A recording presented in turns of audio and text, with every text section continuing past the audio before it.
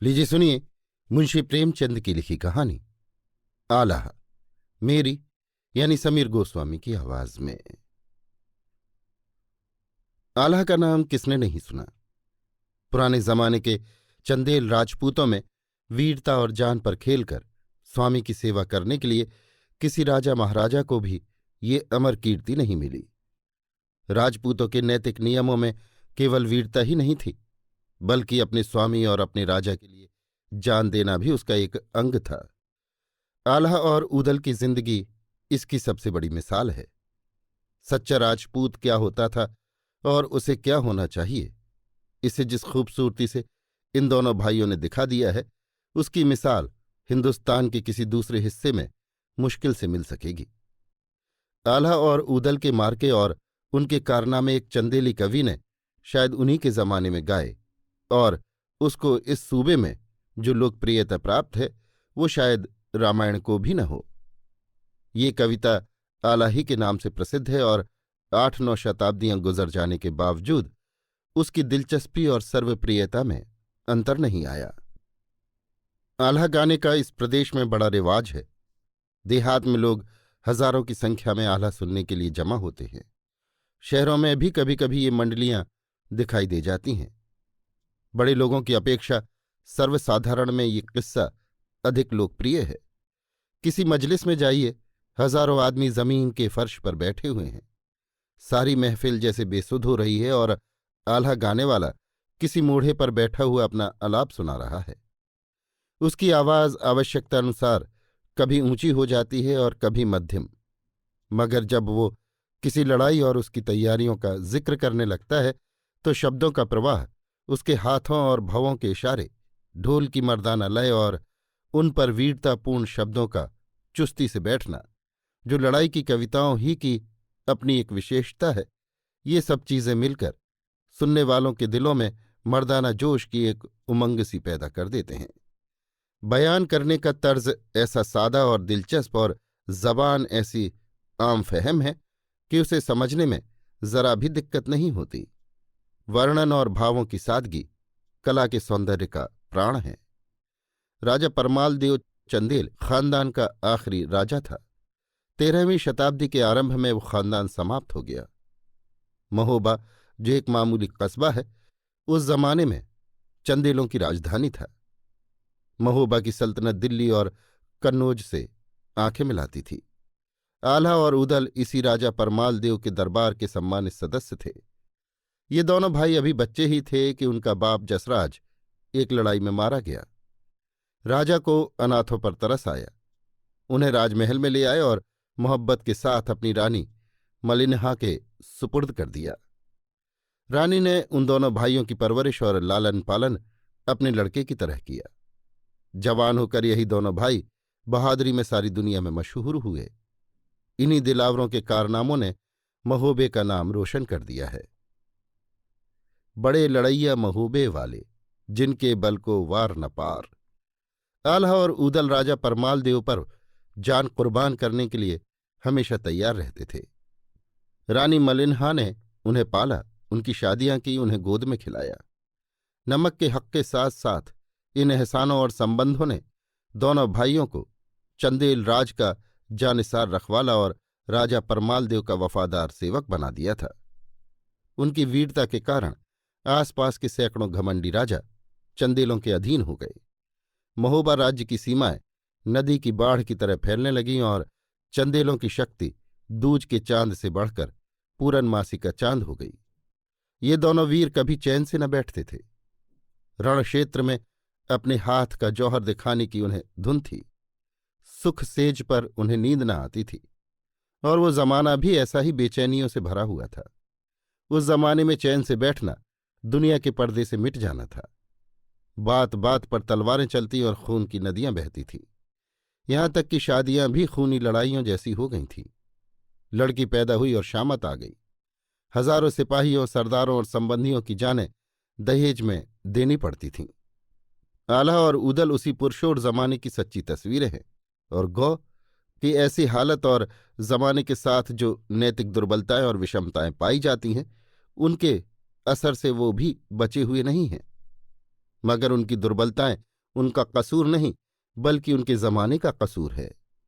आल्हा का मामा माहिल एक काले दिल का, मन में द्वेष पालने वाला आदमी था। इन दोनों भाइयों का प्रताप और ऐश्वर्य उसके हृदय में कांटे की तरह खटका करता था।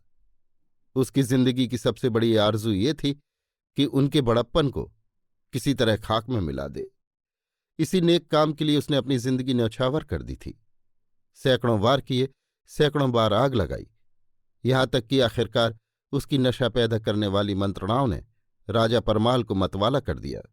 लोहा भी पानी से कट जाता है।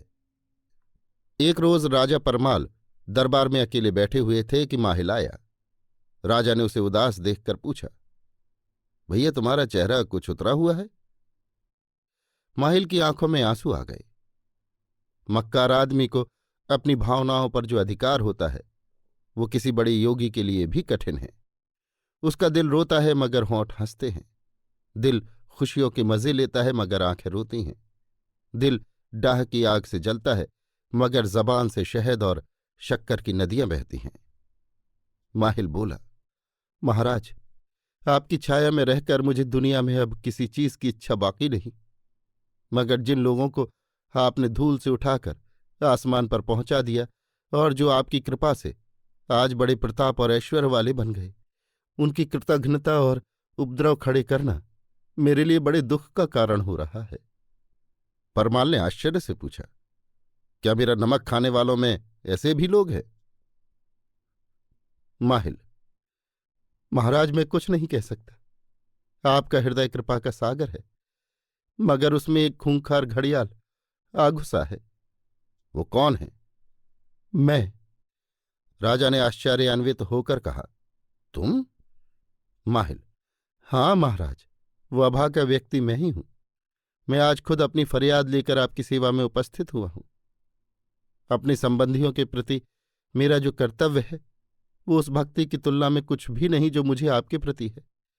आला मेरे जिगर का टुकड़ा है, उसका मांस मेरा मांस और उसका रक्त मेरा रक्त है, मगर अपने शरीर में जो रोग पैदा हो जाता है उसे विवश होकर हकीम से कहना पड़ता है। आला अपनी दौलत के नशे में चूर हो रहा है। उसके दिल में ये झूठा ख्याल पैदा हो गया है कि मेरे ही बाहुबल से ये राज्य कायम है। राजा परमाल की आंखें लाल हो गईं। बोला, आला को मैंने हमेशा अपना लड़का समझा है। माहिल, लड़के से ज्यादा। परमाल, वो अनाथ था, कोई उसका संरक्षक न था। मैंने उसका पालन पोषण किया, उसे गोद में खिलाया। मैंने उसे जागीरें दी, उसे अपनी फौज का सिपाही सालार बनाया। उसकी शादी में मैंने 20,000 चंदेल सूरमाओं का खून बहा दिया। उसकी माँ और मेरी मलिनहा वर्षों गले मिलकर सोई हैं, और आलाह क्या मेरे एहसानों को भूल सकता है? माहिल, मुझे तुम्हारी बात पर विश्वास नहीं आता। माहिल का चेहरा पीला पड़ गया, मगर संभल कर बोला, महाराज, मेरी जबान से कभी झूठ बात नहीं निकली। परमाल, मुझे कैसे विश्वास हो? माहिल ने धीरे से राजा के कान में कुछ कह दिया। आल्हा और ऊदल दोनों चौगान के खेल का अभ्यास कर रहे थे। लंबे चौड़े मैदान में हजारों आदमी इस तमाशे को देख रहे थे। गेंद किसी अभागे की तरह इधर उधर ठोकरें खाती फिरती थी। चौबदार ने आकर कहा, महाराज ने याद फरमाया है। आल्हा को संदेह हुआ, महाराज ने आज बेवक्त क्यों याद किया? खेल बंद हो गया। गेंद को ठोकरों से छुट्टी मिली। फौरन दरबार में चौबदार के साथ हाजिर हुआ और झुककर आदाब बजा लाया। परमाल ने कहा, मैं तुमसे कुछ मांगू, दोगे? आला ने सादगी से जवाब दिया, फरमाइए। परमाल, इंकार तो न करोगे? आला ने कनखियों से माहिल की तरफ देखा और समझ गया कि इस वक्त कुछ न कुछ दाल में काला है। इसके चेहरे पर ये मुस्कुराहट क्यों? गूलर में ये फूल क्यों लगे?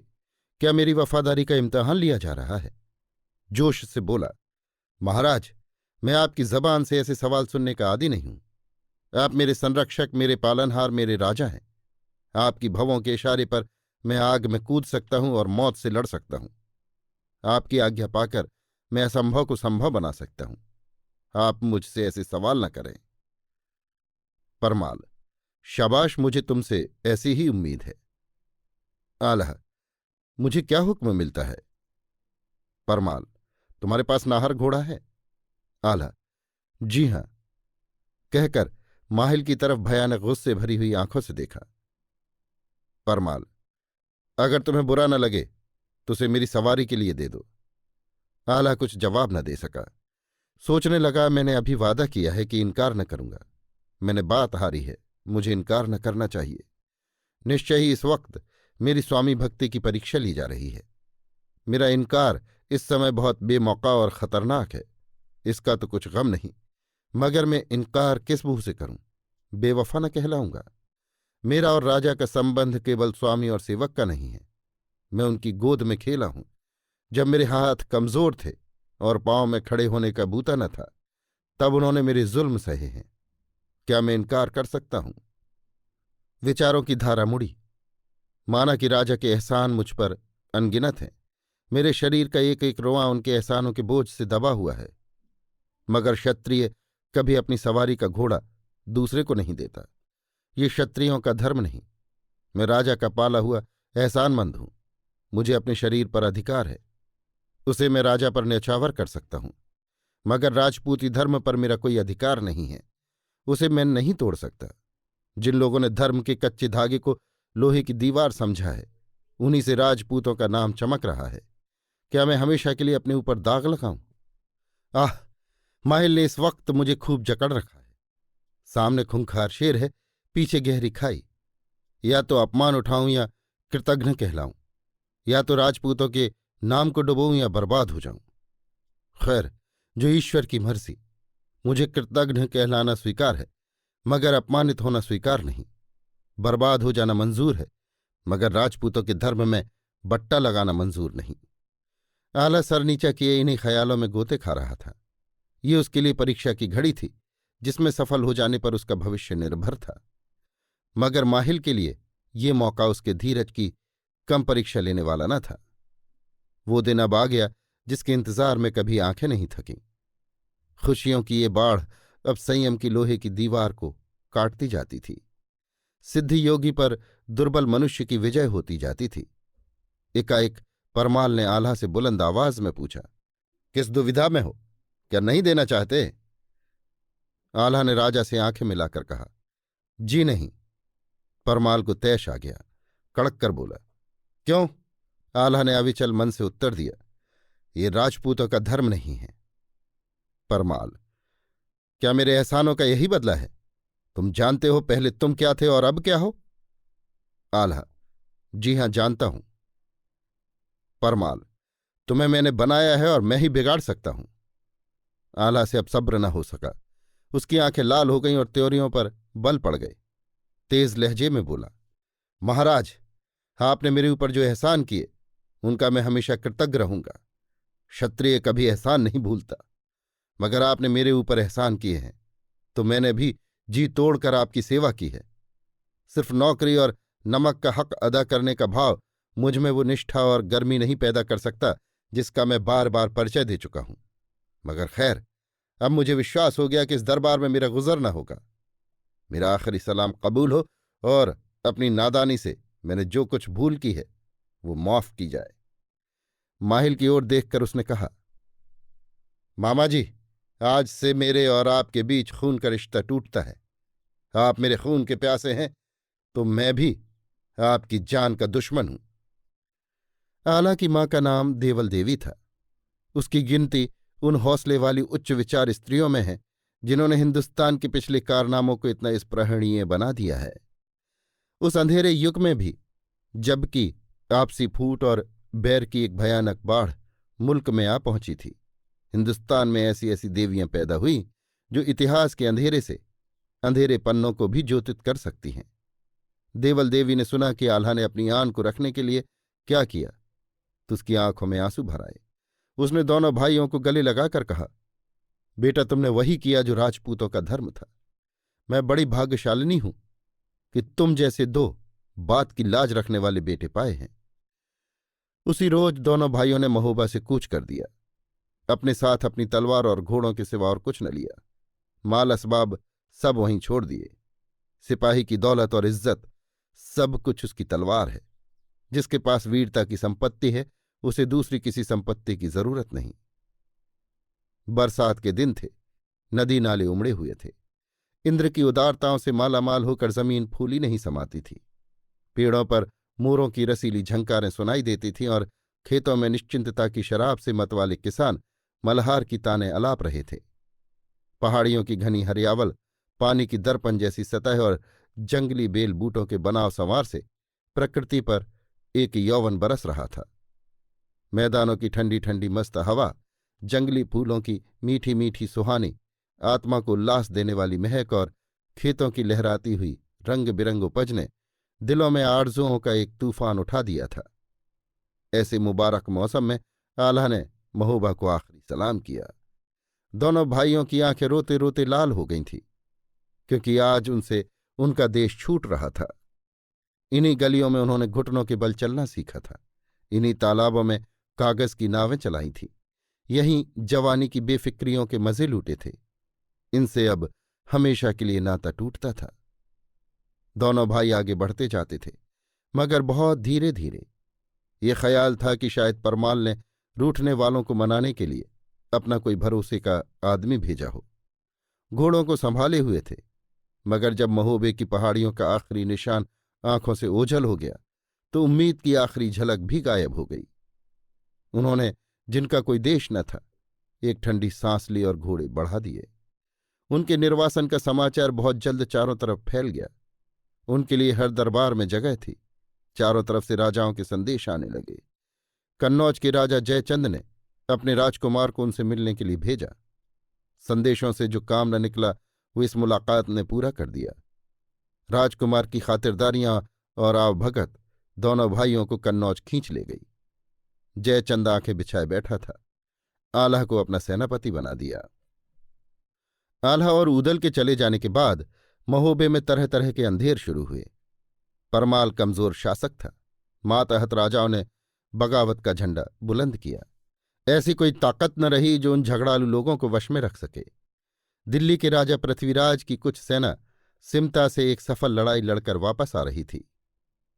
महोबे में पड़ाव किया। अक्खड़ सिपाहियों में तलवार चलते कितनी देर लगती है। चाहे राजा परमाल के मुलाजिमों की ज्यादती हो, चाहे चौहान सिपाहियों की। नतीजा ये हुआ कि चंदेलों और चौहानों में अनबन हो गई। लड़ाई छिड़ गई। चौहान संख्या में कम थे। चंदेलों ने आतिथ्य सत्कार के नियमों को एक किनारे रखकर चौहानों के खून से अपना कलेजा ठंडा किया और ये न समझे कि मुट्ठी भर सिपाहियों के पीछे सारे देश पर विपत्ति आ जाएगी, बेगुनाहों का खून रंग लाएगा। पृथ्वीराज को ये दिल तोड़ने वाली खबर मिली तो उसके गुस्से की कोई हद न रही। आंधी की तरह महोबे पर चढ़ दौड़ा और सिर को, जो इलाका महोबे का एक मशहूर कस्बा था, तबाह करके महोबे की तरफ बढ़ा। चंदेलों ने भी फौज खड़ी की, मगर पहले ही मुकाबले में उनके हौसले पस्त हो गए।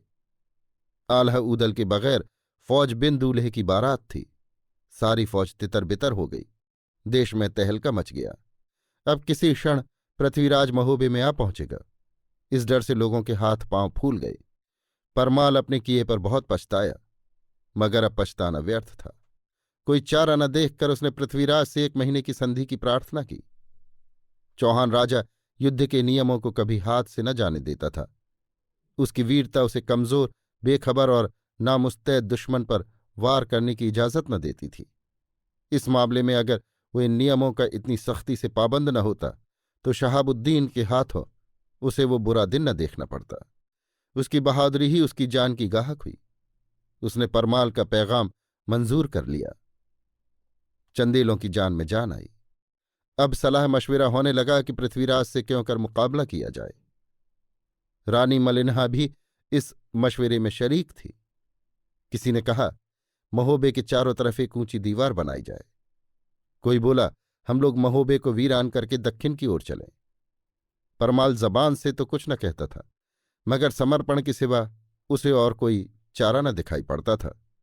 तब रानी मलिनहा खड़ी होकर बोली, चंदेल वंश के राजपूतों, तुम कैसी बच्चों की सी बातें करते हो? क्या दीवार खड़ी करके तुम दुश्मन को रोक लोगे?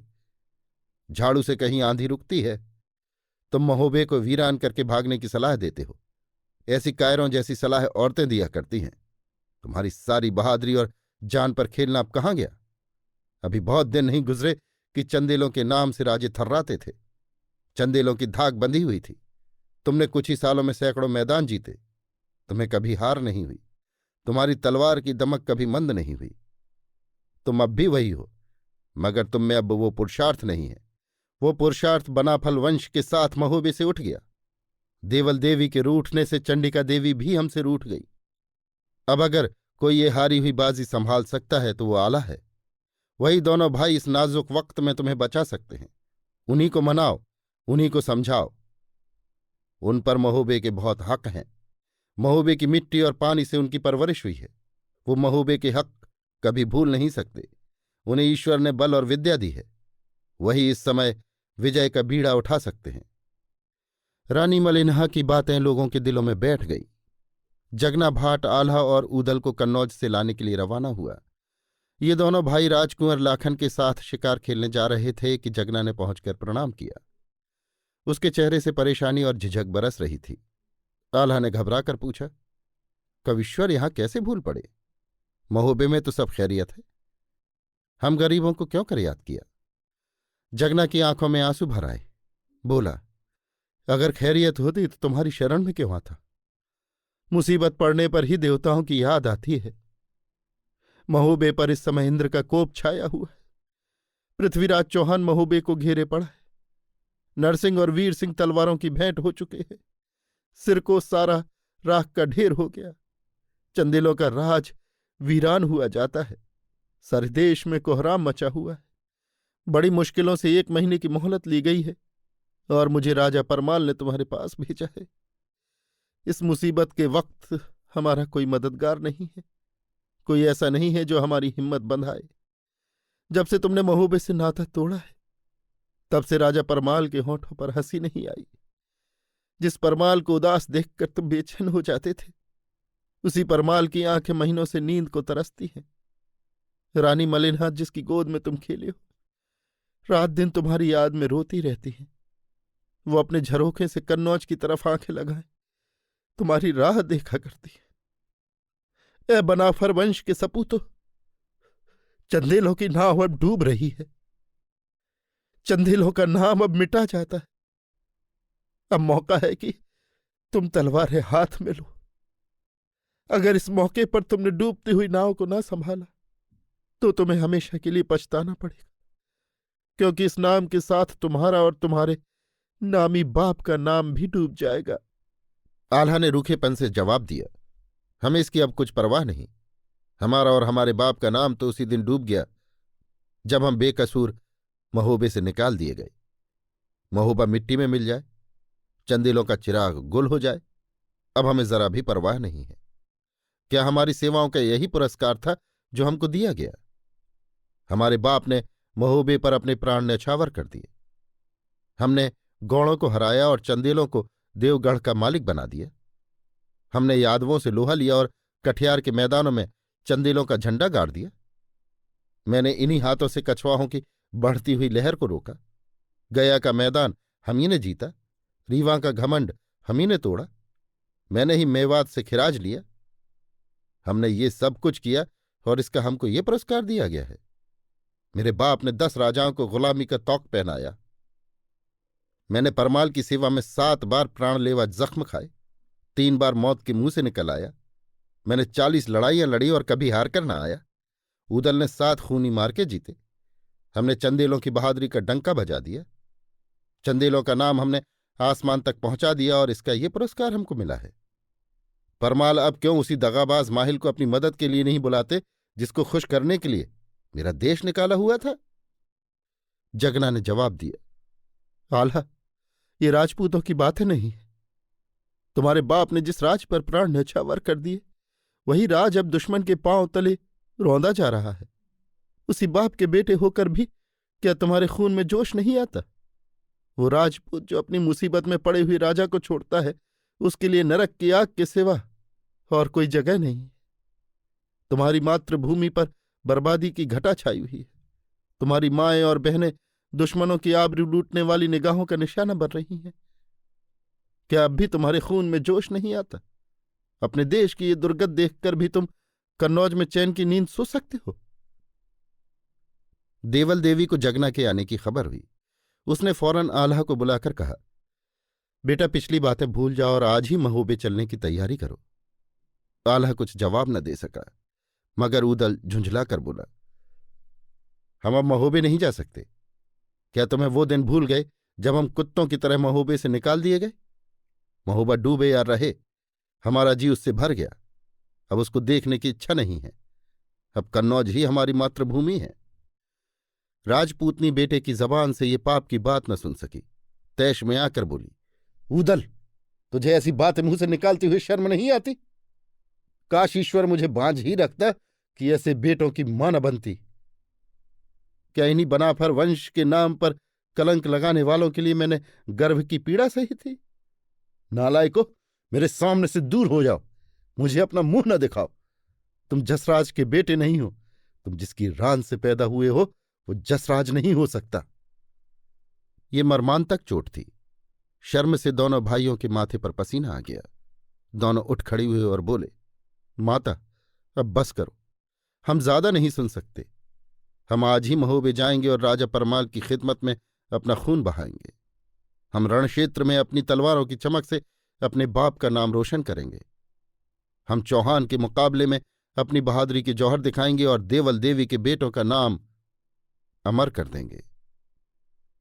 दोनों भाई कन्नौज से चले, देवल भी साथ थी। जब ये रूठने वाले अपनी मातृभूमि में पहुंचे तो सूखे धानों में पानी पड़ गया। टूटी हुई हिम्मतें बंध गईं। 1,00,000 चंदेल इन वीरों की अगवानी करने के लिए खड़े थे। बहुत दिनों के बाद वो अपनी मातृभूमि से बिछड़े हुए इन दोनों भाइयों से मिले। आंखों ने खुशी के आंसू बहाए। राजा परमाल उनके आने की खबर पाते ही कीरत सागर तक पैदल आया।